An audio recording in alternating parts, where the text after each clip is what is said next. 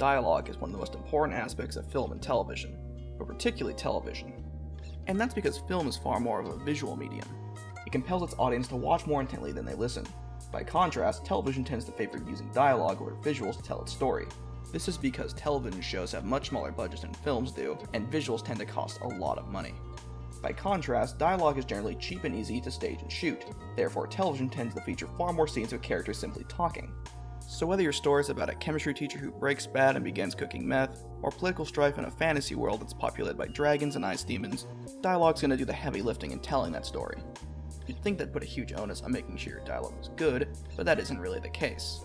The 3 most watched television shows this year are Game of Thrones, Walking Dead, and Pretty Little Liars. Now, Game of Thrones used to have great dialogue, but that's because it was lifted almost entirely from the books. Ever since they drifted from the source material, the dialogue has suffered, something more apparent with each passing season.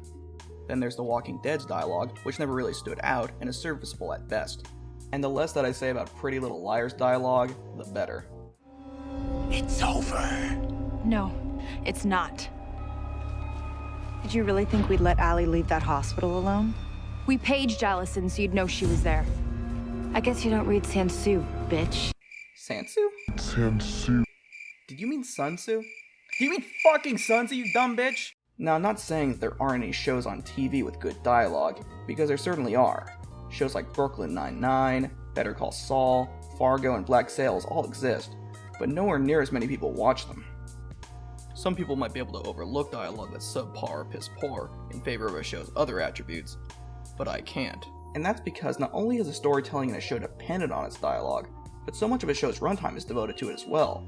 The penultimate episode of Game of Thrones' 6th season focused on depicting 2 major battles, but even still, more than half of its runtime was devoted to scenes of characters talking. So no matter how much time in your episode is devoted to spectacle, dialogue is going to play a huge part, and people do seem to actually care when dialogue's bad. In fact, bad dialogue seems to be one of the most common complaints for people who think a show is bad. Be it an awkward line, bad characterization, or painfully obvious exposition, people are constantly complaining about bad dialogue ruining a show. Yet at the same time, there are millions of people flocking to shows with dialogue that is either subpar or laughably bad. At least I can understand why the shows themselves tend not to have better dialogue. And it's not just because bad dialogue doesn't seem to stop people from watching your stupid show. The main reason is that writing good dialogue's hard. You might think writing dialogue is just mirroring reality, where you say to yourself, all I have to do is hold that mirror up and I've got it. But great dialogue is not a mirror, it's smoke and mirrors, complete trickery, and if done well, completely transparent. Because writing good dialogue is not about replicating real-life conversations, it's about giving an impression of it and improving upon it. Fictional conversations, like fiction itself, is real life with the dull bits removed. But most importantly, dialogue is not conversation. Like honestly, the next time you're in some cafe or crowded bus, try listening to some people close to you having a conversation. I guarantee you it'll be far less efficient and entertaining. Therefore, don't think of dialogue as conversation. Instead, think of it as John Truby describes it, as highly selective language that sounds as if it could be real. So then how does one write good dialogue if it's not just about imitating real conversations? Well, to me there are 3 key elements to crafting good dialogue. The first element is that dialogue needs a purpose. Dialogue should never exist to purely move a scene along or fill time. Conversation might function like this, but dialogue needs to do more. Otherwise, you just end up with The Walking Dead Season 2, where characters spend their time puttering around on a farm doing nothing. Dialogue's job is to fulfill storytelling purposes, of which there are many. Firstly, it needs to advance the plot. Dialogue should both direct and change the course of a story. It should cause something to happen, because if your dialogue isn't inciting change in the story, it doesn't carry weight. Changing the course of the plot only requires one character having new information revealed to them, and one revelation could dissolve a newly formed alliance or embolden it. A simple secret could bring lovers together or drive them apart. This new information could have an immediate effect on the plot, or ramifications later down the line. All that matters is that something changes, and figuring out whether your dialogue is properly propelling your story in a new direction is easy too. Just ask yourself one question: can I understand the story without this scene? Your answer should be no. Another function of dialogue is that it acts as the main vessel for delivering exposition. Exposition is the background facts about setting, history, and character that the audience needs to learn at some point to properly understand the context of your story. Bad exposition is a common complaint among audience members when watching a television show, and there are numerous examples of poorly done exposition everywhere. I don't want to have to be the one to remind you that he cheated on you, Laurel, with your sister. I appreciate your self-control. You're stuck in the past. And the reason I know this is the fact that the only physical relationship you've had since Oliver is with his best friend. Shut up! Too often, exposition is done in a way where it feels like characters are lecturing the audience about the story. People can tell when two characters reminiscing sounds authentic, or like two characters mouthing exposition for the benefit of the audience to overhear. For example, two characters who know each other shouldn't be explaining information that both of them already know. The axiom show don't tell applies here. To show is to present a scene authentically, where characters are plausibly explaining information. To tell is to force characters to halt their pursuits, so that they can instead talk at length about expository information that lacks any intrinsic value to the scene or its characters. Luckily, there are tricks to writing better exposition, like using an outsider character who needs information explained to them. Rachel's the lead on this one. Well, thank God. Now maybe we won't lose him a third time. Just the once in Brownsville. What about Nicaragua? He wasn't there. He tell you how he lost Pike in Brownsville? I read the report. She read the report? No, the report lacks all the flavor, all the nuance. You want me to tell her, or you want to do it? You could also present information by placing it in a setting that makes delivering expository dialogue make sense, like a press conference or a briefing. But the best way to weave exposition into your dialogue is to use it as ammunition during an argument. That way characters can drop expository information during a pivotal moment. They have no reason to lie to me. They have 5,000 reasons to lie to you. Please tell me I don't need to explain further. Well, I doubt the crew will share your sentiments with what they stand to gain. Unless you have a score of your own to present. Or are we to sit here patiently, waiting for Eleanor Guthrie to arrive? Place one at our feet. Remind me, how many leads have the Guthries brought us since you two had your falling out? Please tell me I don't have to explain further. Dramatizing exposition like this is easy, and it allows the information to flow both naturally and invisibly during a dialogue. It's also important to properly pace how often you deliver expository information. You don't want to overload an audience with facts about your world, so give it out in bite-sized chunks throughout the story. Dialogue also functions as a means of equipping a character with the means for taking action, and the three kinds of actions are mental, physical, and verbal. Mental actions when a character changes their attitude, belief, expectation, or understanding. It could be a character struggling with two different identities who commits to one and abandons the other. Or it could be as simple as a character who's at their wits' end, sulking in a corner, who then gets a spark of inspiration after speaking with another character. Physical action is separated into gestures and tasks. A gesture is when a character makes a facial expression, uses hand movements, changes their posture, you get the idea. They're used to modify the spoken language or substitute it by expressing feelings that words can't. Then there's tasks, which are activities the character undertakes like working, playing, fighting, or lovemaking. Basically any action that doesn't require talking. Something like a character taking a swing because the other character said something they didn't like. Finally, you have verbal actions, which are the spoken words, but more importantly, the underlying action beneath the spoken word. The spoken word suggests what a character thinks and feels, but the underlying action they take beneath those words expresses the character's identity. Take this scene where the character is preaching to a crowd that includes his own father. And like Jesus, we must never be afraid to strike out against those who practice evil. We must take the high road of righteousness, even if it means walking and leaving our own flesh and blood behind. Because there is no greater piety, brothers and sisters, than the love of God. He is my one true Father. On the surface, he's preaching about Jesus, but the underlying action is a dialogue with his father about his father's criminal activities and how he feels about it. Dialogue should always express who a character is and what they feel, which brings me to not only the final storytelling function of dialogue, but also the second element for crafting good dialogue, which is characterization. The characters will be the ones speaking your dialogue, so it's important to develop them through it. How your characters talk and what they talk about is an extension of their personality, or at least it should be, because when you overhear a conversation in real life, what someone says and how they say it can reveal a lot about them. You can get a sense of their personality traits, their education level, and the same should hold true for your characters. Like, consider a character's speaking style. Is their vocabulary extensive or simple? And how do they use speech to interact with other characters? Do they ramble on, or do they rarely talk at all? Don't emphasize speaking style too much though, because the differences between most characters will be minor. The real key to characterization lies in the characters themselves and the situations you engineer around them. When you engineer a situation that places different stresses and requirements on your characters, it'll grant them the opportunity to express who they are and how they feel. For example, if you want to express that a character is a bold gunslinger, you might put them in a situation where they're outnumbered and then have them say something like, "I'll kill 4 of you before you even clear your weapons, and I'll take my chances with the other 2. And you see this star? That's going to make it legal. Now, Do we have an understanding here? You can also learn a lot about a character just by how other characters describe them. You are a hero, Raylan. I met enough Leos to know. I can tell you're a man that would run into a burning building without blinking an eye. Thing is, I think you're the one setting the fire. The real key is to just design opportunities for your character to deliver dialogue that reveals insights about them, something that becomes easier the better you understand the character yourself. Because if you fail to understand a character, that can lead to bad characterization, where a character lacks consistency in their actions and words and is undecipherable, or they end up poorly developed and they have the personality of cardboard. And if listening to your characters is a chore, that won't bode well for your show, so make sure they're developed and consistent. The final element for crafting good dialogue is to make it engaging. The other two elements are all about conveying information, but how you provide it is just as important. You need to make sure that the way you convey information is entertaining for the audience to watch. And there are multiple ways of making a scene engaging as well.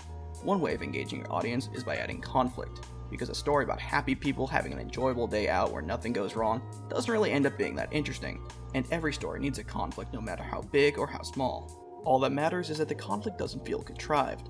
An easy way of creating conflict is to give each character their own agenda, because even in real life, people enter a conversation knowing what they want to get out of it, so just emulate that with your characters. That way, when characters who have different agendas enter a conversation, you automatically have a conflict of who will be more successful during the dialogue of progressing their agenda. Even if it doesn't end in a shouting match, the underlying tension will be enough to engage the audience. Conflicting agendas should also eventually lead to consequences somewhere down the line. To quote James Frey, when characters have different goals and are intent on achieving them, conflict results. If the stakes are high and both sides are unyielding, you have the makings of high drama. You can also make dialogue more engaging by taking steps to avoid letting it become too boring, like avoid obvious language that sounds wooden and dull, and instead rephrase lines to make them fresher or so that they better fit the character who's speaking. For example, the original line in this scene had the character saying, "I've never heard of that church," but the actor changed it to, Well, that's new to me. I don't believe I've ever heard of that collection plate.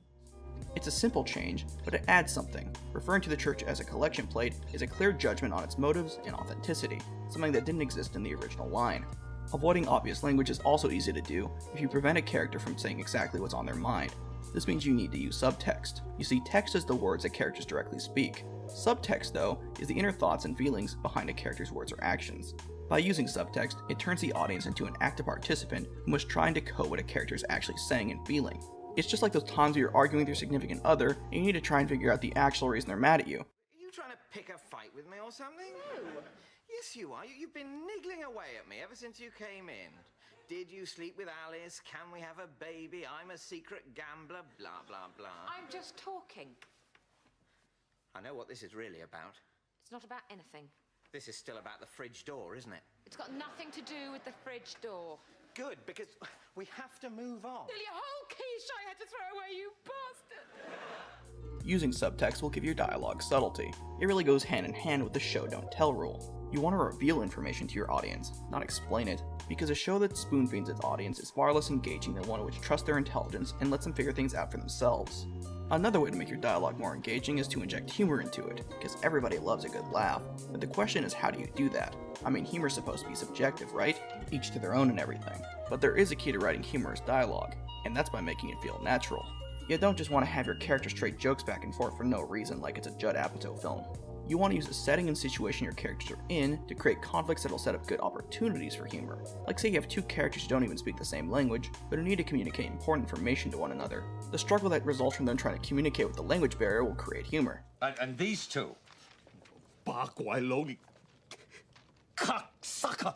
Yeah, glad I taught you that fucking word. These are whites, huh? White cocksucker! Two white cocksuckers killed him and stole the dope that he was bringing to you. White cocksucker! You switching! The dope that you were gonna fucking sell to me? White cocksucker! These two white cocksuckers? Who the fuck did it? Who, you ignorant fucking chink? Who? Who stole the fucking dope? You can even have characters who speak the same language struggle to communicate by giving them conflicting understandings of a situation. Like in this scene from Malcolm in the Middle, where each brother thinks the other is gay and trying to communicate that by talking about sandwiches. Exactly. Everybody's different. It'd be stupid if I tried to force you to like something I liked. Right. Plus, it wouldn't work anyway. People can't help what they like. That's just the way they're born. I know. Like me. I've never liked ham. Really? Because maybe if you tried it... No. Humor should also develop from who a character is and their personality, whether they're sarcastic, mean, dumb, overly confident, or whatever else. Take the character John Silver from Black Sails, a born opportunist out for number one, who will always try to save his own skin. What are you doing? Oh, sorry. Why on deck with the crew? I think the better question is, why aren't they all down here with us? You can get killed up there. Oh, so you're a coward then? Yeah? You too? I'm not a coward, I'm a cook. I've no quarters to man. What do you think the captain would do if he found out you've abandoned yours? Well, if he's dead and I'm alive, I like my chances. Or how about Dewey Crow from Justified? He's a dim-witted criminal who always finds new ways of being an idiot. Have you been pissing? It's on my kidneys, Raylan, not my dick. Your kidneys are for pissing. So, why don't you try taking a leak? And if you can do it, then we know you still got your 2 kidneys. Holy shit. You mean I had 4 kidneys? Good characters will provide plenty of opportunities for humor if you let them. And just like you can inject humor into dialogue, you can also inject suspense. Suspense is good at engaging the audience because it floods their minds with emotionally tinged questions like, what will happen next? Or what will the character do or feel? And then the ultimate question, how will this turn out? And you can create suspense by using a periodic sentence. The periodic sentence withholds its core idea until the end. By front-loading the sentence with modifiers or subordinate ideas and delaying the meaning, the periodic sentence compels uninterrupted interest. Withholding the main clause of the sentence until the end ramps its suspense, hence why Robert McKee refers to them as suspense sentences. A simple example of a suspense sentence comes from Stranger Things with, if we follow the compass north, it should lead us to the gate. And there are dozens more techniques that you can use to spice up your dialogue and make it more engaging as well. One technique is repetition. Repetition is great for emphasis, when a character wants to make a point. There's a war coming, Bully. One ship isn't a war. One ship isn't what's coming. When I say there's a war coming, I don't mean with the Scarborough. I don't mean with King George or England. Civilization is coming. And it means to exterminate us. Repetition can also be used for dialogue reversal, where one character says the same thing another character said previously. For example, in Game of Thrones, the dwarf character Tyrion imprisons the character Pycelle. As Pycelle is getting dragged off to jail, Tyrion looks at a prostitute that Pycelle is with and gives her a coin, then says the line, "For your troubles." Then later on we see Tyrion gets injured and replaced his hand of the king, and Pycelle throws a coin at him and utters the exact same line. There's also the bait and switch technique, where the bait is a character saying something that raises an expectation with the audience, and the switch is when the character keeps talking and the audience discovers their expectation is wrong. It's often used for comedy, like in this one Key and Peele sketch. Audra, I have a huge problem with this dish. It's that you haven't made it for me sooner. Thank you, Chef. Because if you had, Drew, then I would know how good you are at cooking food that's bad. Yet another technique is the setup and payoff. The setup is a character saying something that sounds ordinary or even anecdotic, and the payoff is the same character or another one, bringing up what was said later on. There's a very good example of this in Justified, where the character Raylan says a certain line to a criminal Win Duffy after a confrontation in Season 2. Are we finished? As long as you understand that the next time we have this conversation, there won't be a conversation. Then in Season 3, a colleague of Raylan asks for his help in speaking with Win Duffy because of Raylan's experience with the man. I can't talk to Duffy. Sure you can. No, I can't. Why not? The last time I saw him, I said our next conversation wasn't going to be a conversation. Oh, it's a different conversation. He's not going to remember something you said that long ago. I can only imagine how frustrating this must be for you, Raylan. It'd be so much easier to just beat a confession out of me, wouldn't it? That's still an option. As a matter of fact, as I recall, last time we met, you told me next conversation we had wasn't gonna be a conversation. This is a different conversation. Several episodes later, though, we get the final payoff for this line. How may we help you, Marshal? Ah! Remember that conversation we weren't going to have? No! Ah! This is it. Same as you saw here, one setup can have multiple payoffs. And just like I said earlier, there are literally dozens of other techniques that you can use to spice up your dialogue and make it more engaging, and they're just as versatile. So those are the 3 elements for crafting good dialogue: purpose, characterization, and being engaging. If you understand all 3 elements and you can put them into practice, then your dialogue should be good. Now, with all the time that I spent talking about how good dialogue needs to incorporate these 3 elements, I should really stress that you don't need to stick to every piece of advice here at all times. Like, you want original dialogue that's witty and clever, but you don't want every single sentence a character speaks to be like that. Otherwise it becomes annoying and quick. Like, one of the 3 elements is that dialogue needs a purpose, but that's only 99% of the time. It's okay to have the occasional snippet of purposeless dialogue where characters muse about some banal topic. Think of the scene where we're introduced to Vincent and Jules from Pulp Fiction, where they're in a car talking about cheeseburgers. Even as far as characterization goes, there's nothing unique revealed about either character in the scene, but what it is able to accomplish is humanizing both characters, where it seems like they have lives outside of the narrative. Because this is the exact kind of banal conversation you might have with your friends. Well, that's it. I hope you enjoyed my video, and that I gave you some food for thought the next time you're watching something and a dialogue scene comes up. Or maybe you'll find ways to utilize the information in this video in your own writing. Who knows? Anyways, are there any shows that you love or hate because of the dialogue? And why do you love or hate the dialogue? Please leave a comment and let me know.